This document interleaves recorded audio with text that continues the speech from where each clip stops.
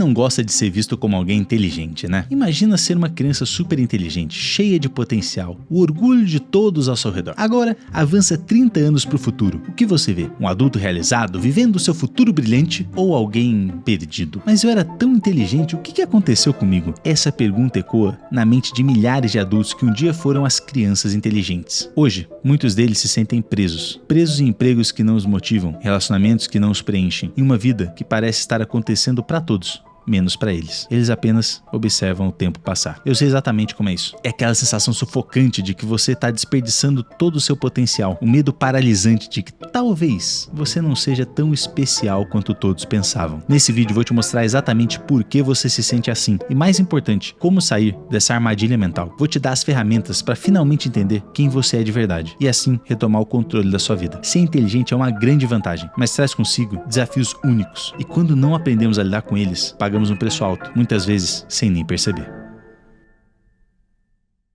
Quando somos jovens, nossa identidade é muito simples. As crianças se apegam a uma ou duas características e constroem seu senso de identidade. Por exemplo, ele é o menininho que gosta de Pokémon, fulaninha é que gosta de Harry Potter, Carlinhos é o que gosta de desenhar. Aos poucos, vamos encontrando na vida o que gostamos, não gostamos, o que valorizamos mais e o que não é relevante pra gente. Mas tudo começa dessa maneira, uma identidade unidimensional, direta e baseada em interesses ou rótulos. E uma das identidades mais poderosas que uma criança pode ter você é o inteligente. Essa identidade é uma das mais reforçadas por professores, pais e colegas de classe. E por um tempo, isso é incrível. Você recebe elogios de todo mundo. Todos invejam o fato de você não precisar estudar e só tirar notas boas. Você aprende tudo rápido e sem esforço. Isso é o mais perto que uma criança chega de ter um superpoder. Você vive a vida no modo fácil. E como eu sei de tudo isso? Porque eu fui essa criança. Eu era criança inteligente, era quietão, não tinha muito convívio social, eu aprendi a ler muito cedo, avancei uma série. Mas a minha sorte é que meu avô era professor e ele aconselhou os meus pais a me manter com as crianças da minha idade. Isso foi fundamental para o meu desenvolvimento como pessoa. Mas não só isso. Meu avô e meus pais, eles valorizavam muito o trabalho duro. E são 3 pessoas de uma humildade ímpar. Sem eles, os problemas que eu vou relatar aqui iriam ser muito mais complexos e difíceis de lidar na minha vida. A minha humilde tentativa com esse vídeo é ser para você o que meu avô e meus pais foram para mim. Um guia nesse mar turbulento que é a nossa existência aqui na Terra. E existem 4 principais desafios para a gente tratar aqui. Imagina ser tão bom em matemática que você nunca precisou aprender a estudar. E aí chega na faculdade e BUM! Você tá mais perdido que segue um tiroteio. Pois é, a escola não é só para aprender matemática ou português. Na verdade, a principal função dela é ser um local para você se desenvolver socialmente e aprender a como estudar. Mas quando você é a criança inteligente, a escola é fácil demais. Você não precisa estudar e muito menos se esforçar. Tá sempre de boa, tirando nota alta, sem nem abrir o livro. E aí, quando as coisas ficam realmente difíceis, tipo na faculdade, você simplesmente trava, porque o sistema de ensino é feito de uma maneira que o nível de cobrança vai crescendo. Você não exige um trabalho de 30 páginas e gráficos no Excel de uma criança de 7 anos, mas é o que você espera de um universitário. E aí você tem um choque de realidade. Apenas a sua inteligência não é suficiente para lidar com tudo que você tem que fazer. A vida te ensina que ser inteligente é uma coisa, agora saber estudar é outra completamente diferente. E se tem uma coisa que a escola de fato não ensina pra gente, é educação financeira. E é por isso que o MB veio patrocinar esse vídeo pra gente falar sobre os primeiros passos e a importância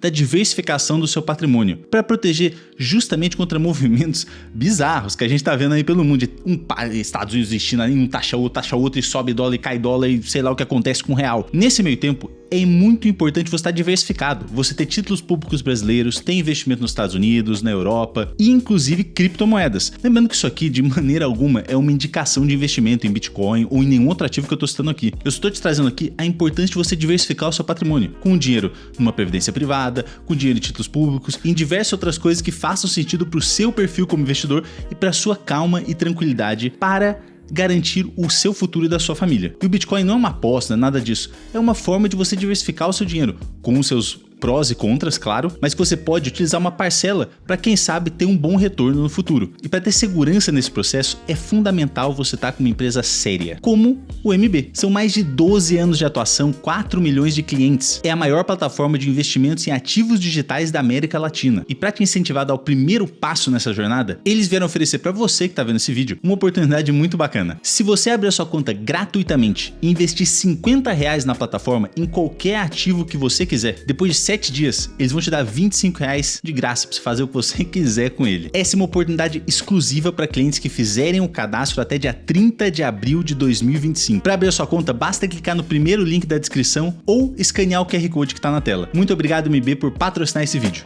E além disso, para pra pensar numa coisa. Quando você é elogiado por ser inteligente, o que as pessoas geralmente elogiam não é a sua dedicação, é o sucesso sem esforço. Você foi elogiado quando tirou um 10 sem abrir o livro, ou quando resolveu aquela equação complexa enquanto o resto da turma ainda estava tentando entender o enunciado. Mas qual que é o problema disso? Com o tempo, você começa a internalizar uma ideia perigosa. Se eu sou inteligente, tudo deve ser fácil para mim. E é aí que mora o perigo. Essa crença vira uma armadilha silenciosa que te sabota quando você menos espera. Porque quando algo não é fácil, quando você precisa realmente se dedicar, quando comete um erro ou não entende algo de primeira, você não vê isso como uma oportunidade de crescimento. Você se sente completamente perdido, aflito, com medo. Para as pessoas, é só mais um desafio. Para você, é uma ameaça à sua identidade. Porque você pensa, se eu sou inteligente, por que eu tô com dificuldade? Por que eu preciso me esforçar? Como é possível que eu tenha errado? E o pior é que em vez de enfrentar essas dificuldades para aprender e evoluir como pessoa, você começa a evitá-las. Você não joga bola a menos que tenha certeza de que vai se destacar. Não participa de debates a menos que domine completamente o assunto. Você não busca coisas que poderia amar porque elas podem revelar que talvez você não seja tão inteligente assim. Afinal, na sua cabeça, só é inteligente quem não precisa se esforçar em nada para se destacar. O resultado é que a sua vida vai se tornando cada vez mais estreita. Você só faz o que é familiar, que é seguro. Enquanto todo mundo tá lá fora, experimentando, errando, aprendendo e crescendo, você tá preso dentro de uma zona de conforto cada vez menor. E quanto mais isso dura, mais difícil fica de sair. E isso tudo se junta com o peso das expectativas que são colocadas sobre você. Desde pequenininho, todo mundo diz, você é bom demais, quanto potencial você tem, seu futuro é brilhante. Como se a vida fosse um projeto de construção.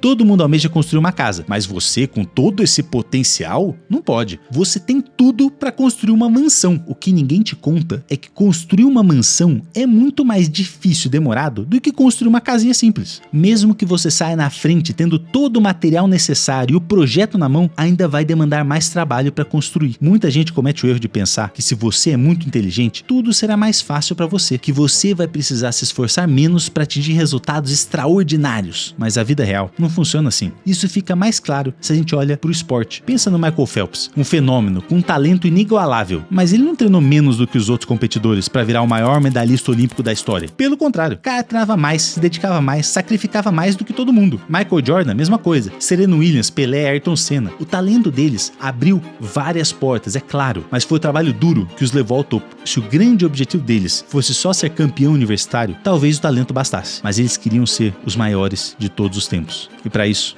não tem atalho. Mas você, a criança super inteligente, se dedica um pouquinho e espera construir uma mansão. E na verdade, você só construiu uma casinha. É aí que surge uma lacuna entre o que você acha que é capaz de fazer e o que você realmente está fazendo. É nessa lacuna que nasce a vergonha, a insegurança, a baixa autoestima. Você devia estar fazendo mais da sua vida. Você está desperdiçando o seu potencial. Tudo isso vai acumulando e destruindo sua autoestima. Se torna cada vez mais difícil ter motivação para fazer as coisas. Dia após dia, essa lacuna cresce. Mais vergonha, mais insegurança. É como se você tivesse preso num ciclo vicioso. Quanto mais você se cobra, menos você faz. Quanto menos você faz, mais você se cobra. Com tudo isso rolando, você acaba se agarrando com todas as forças à única coisa que você sabe que é o inteligente. E você constrói toda a sua identidade em torno disso. Só que a vida, meu amigo, ela não te poupa. Em algum momento, você vai perceber que construiu uma identidade inteira baseada em algo frágil. Você não pode se dar o luxo de falhar, de errar, de ameaçar a única coisa em que você é bom. Você não pode ameaçar a sua identidade. Então, você vai aos poucos se isolando, porque a conexão humana vem de atividades que fazemos juntos, especialmente dos problemas e desafios que enfrentamos juntos. E se você não quer enfrentar dificuldades, você se afasta justamente das situações que mais unem as pessoas. Você perde os momentos que realmente criam amizades e laços verdadeiros. E de repente, sem você se tocar, você vai deixando o convívio social. Mas como todo ser humano, você ainda anseia pela conexão, por amizades, por risadas, por amor. E o que você faz? Você faz o que você sabe fazer. Você apoia novamente na sua inteligência. E esse é o seu maior erro.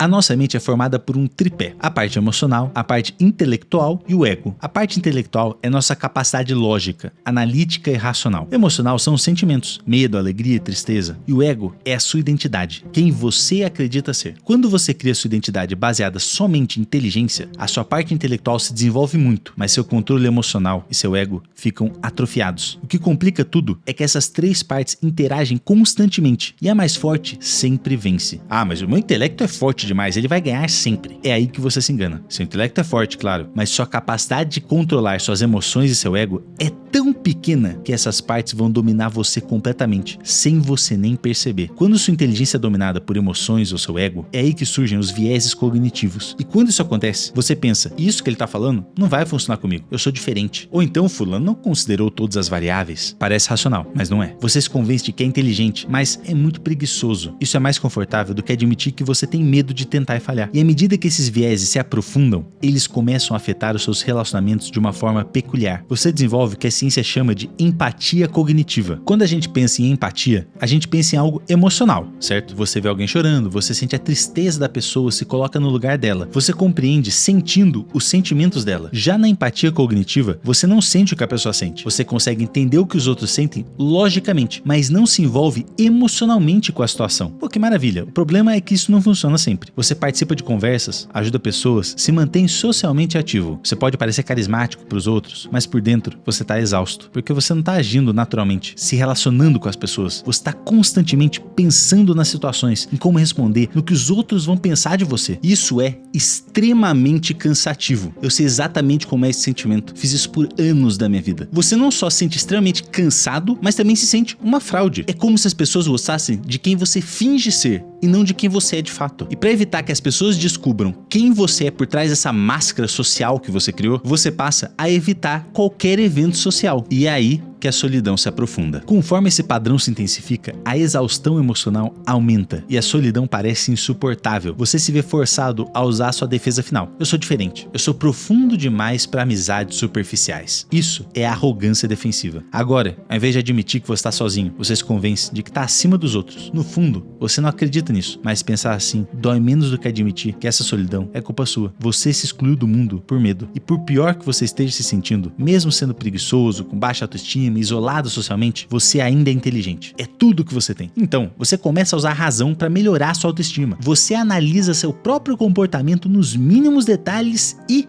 nada. Não tem solução. O problema é que a inteligência não foi projetada para consertar dores emocionais ou a sua autoestima. Ela é uma ferramenta para resolver problemas externos. A verdade é que não há uma resposta racional para a pergunta: eu sou o suficiente? Essa pergunta só pode ser respondida emocionalmente. E essa é uma área que você não desenvolveu na sua vida. Esse padrão de pensamento é uma prisão que você mesmo construiu. Você está criando um muro entre você e todas as outras pessoas. E mesmo quando você quer se conectar com alguém, tentar uma nova amizade, sair com alguém que você está interessado, o muro não deixa você avançar. Conexão humana requer humildade, requer presença, requer ser visto e principalmente se expor e ser vulnerável. Isso você não está disposto a fazer, porque sua identidade pode ser destruída e essa dor você não sabe se conseguiria suportar. Tudo que eu falei até agora é uma estratégia de sobrevivência que parou de funcionar. E agora que você entendeu como chegou até aqui, eu vou te mostrar como encontrar a saída.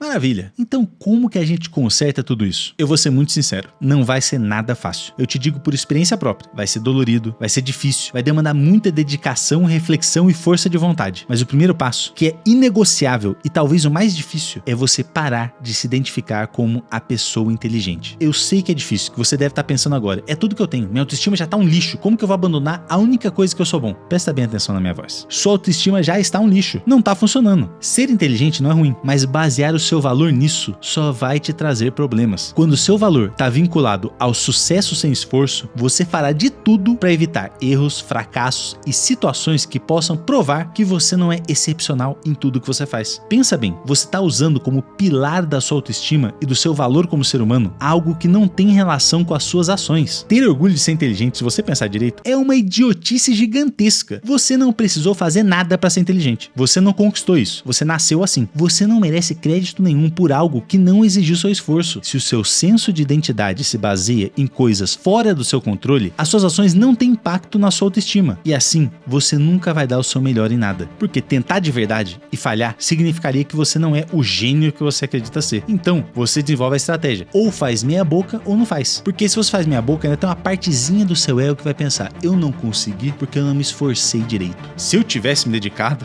eu teria conseguido com a mão nas costas. Dar o seu melhor se torna torna algo a ser evitado a todo custo. E isso não é o caminho para se encontrar na vida. A solução é construir uma identidade baseada não em ser inteligente, mas em estar disposto a crescer. Você deixa de perguntar o que vai me fazer parecer inteligente e começa a perguntar o que vai me ajudar a ser uma pessoa melhor, o que vai me ensinar mais. Você para de proteger seu orgulho e começa a abraçar o desconforto. Você se permite tentar coisas e ser ruim nelas. Você começa a aparecer, não para vencer, mas para participar. Eu sei que é estranho, é desconfortável, parece até um passo para trás na vida, mas não é. Esse, na verdade, é o primeiro passo para amadurecer emocionalmente, desenvolver uma identidade sua e não dada pelos outros. Esse é o primeiro passo real para se tornar verdadeiramente quem você é. A antiga identidade te falava que seu valor vinha de ser especial. A nova lembra que seu valor vem de ser humano. E ser humano significa que você tem permissão para não saber todas as coisas. Você tem permissão para crescer e amadurecer mais devagar que os outros. Você tem permissão para se sentir perdido, para não ter ideia do que você está fazendo da sua vida. Mas a única maneira de avançar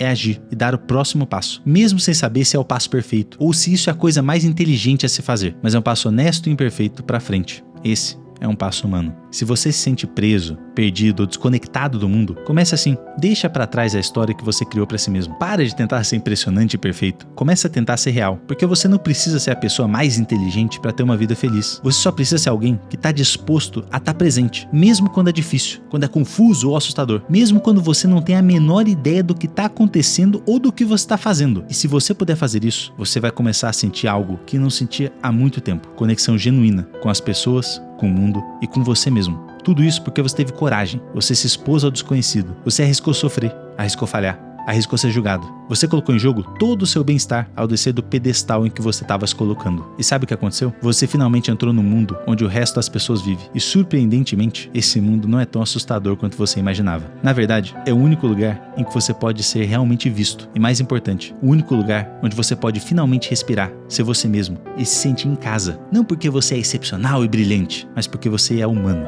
E isso é mais do que o suficiente.